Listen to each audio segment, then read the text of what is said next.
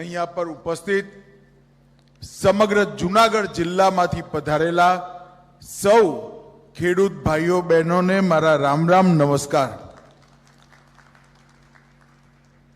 હું હમણાં ઉદ્ઘાટન માટે ગયો, મને કિરીટભાઈએ કહ્યું કે 10:30 થી તમને અહીંયા બેસાડ્યા છે, પણ હવે ચિંતા ના કરતા, હું લાંબુ ભાષણ નથી આપવાનું, થોડીક વારમાં જ તમને છૂટા કરી દઈશું।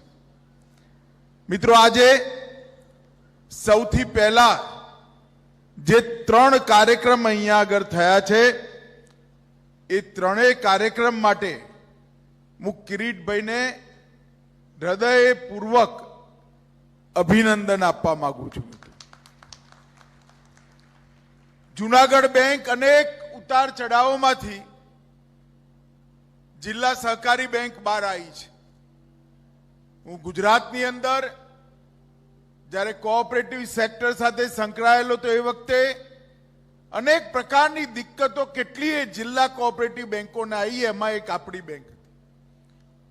પરંતુ આજે એક નાનકડી ફિલ્મમાં જોયું કે જૂનાગઢ જિલ્લા સહકારી બેંક 32 કરોડ રૂપિયાનો નફો 1 વર્ષમાં કરે। ખરેખર બધા ડાયરેક્ટરો અને ચેરમેન સાહેબને મારા હૃદયપૂર્વકના અભિનંદન આપું છું। મિત્રો, ખૂબ સુંદર ભવનનું આજે ભૂમિપૂજન થયું। એની સાથે માર્કેટ યાર્ડની અંદર પ્રાકૃતિક ખેતી, ઓર્ગેનિક ખેતીથી ખેતી કરવાવાળા ખેડૂત ભાઈઓને સારો ભાવ મળી લે એ માટે જુદી હરાજીની વ્યવસ્થા કરવામાં આવી છે।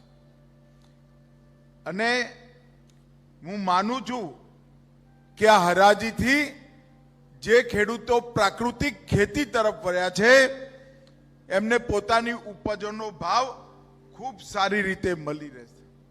એક છે પ્રાકૃતિક ખેતી કરવાવાળા બધા ખેડૂતોની પ્રોડક્ટ એ કોઓપરેટિવ સોસાયટી અમૂલના પેટર્ન પર લઈ લેશે અને ખેડૂતને એનો સીધો નફો ટ્રાન્સફર કરશે। એની જમીન અને એની ઉપજ બંનેની ટેસ્ટિંગની વ્યવસ્થા આવનારા 5 વર્ષની અંદર દરેક જિલ્લામાં કરવાની છે અને એના આધારે આ વ્યવસ્થા થશે। પણ આપણા કિરીટભાઈ તો એનાથી આગળ છે। મોદી સાહેબે મંડળી બનાવવાનું કહ્યું, મંડળી બને છે, પહોંચશે ત્યારે પહોંચશે, એમને જુદી હરાજીની વ્યવસ્થા કરી દીધી અને અત્યારે અમૂલે આનું માર્કેટિંગ ચાલુ કર્યું છે। મેં કિરીટભાઈને કહ્યું કે જેટલા ખેડૂતો પ્રાકૃતિક ખેતી જૂનાગઢની અંદર કરતા હોય એ બધાનું રજીસ્ટ્રેશન અમૂલ જોડે કરાવી દો।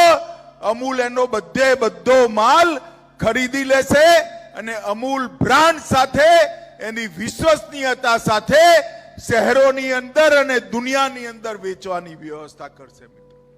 મિત્રો, આ વ્યવસ્થા જ્યારે પૂરી થઈ જશે ત્યારે આપણે યુરિયા અને ડીએપી ના ઉપયોગથી આપણી જમીનને બચાવીશું।